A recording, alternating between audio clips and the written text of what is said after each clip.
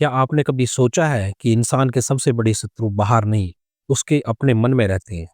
राग, द्वेष, मूढ़ता, अज्ञान, भ्रम, भय, शौक और मोह। ये वो जंजीरें हैं जो दिखाई नहीं देती, लेकिन आत्मा को बांध लेती है। काशी नगरी में एक युवक रहता था, नाम था माधव। धन था, मान था, विद्या थी, पर मन में शांति नहीं। जो उसकी प्रशंसा करे, उससे उसे राग हो जाता, और जो उसकी बात काट दे, उससे द्वेष। एक दिन बाजार में किसी साधारण व्यक्ति ने उसकी बात का विरोध कर दिया। माधव का अहंकार जल उठा, उसका मन क्रोध से भर गया। माधव को लगता था, मैं सब जानता हूँ। यही उसकी सबसे बड़ी मूढ़ता थी। वह शास्त्र पढ़ता था, लेकिन समय को नहीं पढ़ पाया। ज्ञान होते हुए भी वह ज्ञान में जी रहा था, क्योंकि सच्चा ज्ञान अहंकार तोड़ता है, बढ़ाता नहीं है। एक रात माधव ने सपना देखा।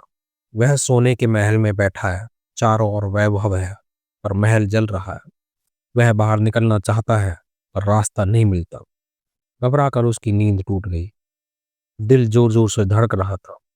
यह था उसका भय, जो उसके भ्रम से जन्मा था। अगली सुबह गंगा घाट पर उसने एक जुल्हे को देखा, फटे कपड़े, करगा चलाता हुआ, और चेहरे पर अद्भुत शांति। वही थे संत कबीर।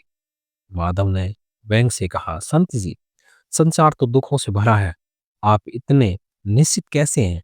दुख संसार में नहीं, तेरे मन में है। राग तुझे बांधता है, द्वेष तुझे चलाता है, मूढ़ता तुझे अंधा बनाती है, और अज्ञान तुझे भटकाता है। माधव सतर्क रह गया। पहली बार किसी ने उसके भीतर झांका था। कबीर ने जल से भरा घड़ा दिखाया। घड़े में चांद दिख रहा। क्या चांद घड़े में है? माधव समझ गया, वह सत्य नहीं, अपना भ्रम देख रहा था। कबीर बोले, भय भविष्य से पैदा होता है, शौक अतीत से। जो वर्तमान में जीता है, वही मुक्त होता है।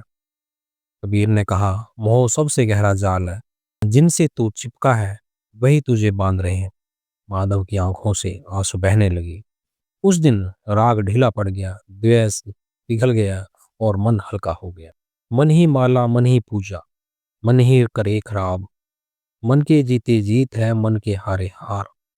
कबीर कोई चमत्कार नहीं थे, वे अंधेरे में जलता बोध का दीपक थे। दुश्मन बाहर नहीं, अंदर है, और जो मन को जीत ले, वही संसार को जीते। दोस्तों, आपको यह प्रेरणादायक कहानी कैसी लगी? कमेंट करके हमें जरूर बताइए। अगर वीडियो अच्छी लगी हो तो इसे लाइक करें, अपने दोस्तों के साथ शेयर करें, और हमारे चैनल को सब्सक्राइब करना बिल्कुल न भूलें। आपका समर्थन ही हमें और अच्छी कहानियां लाने के लिए प्रेरणा देता है।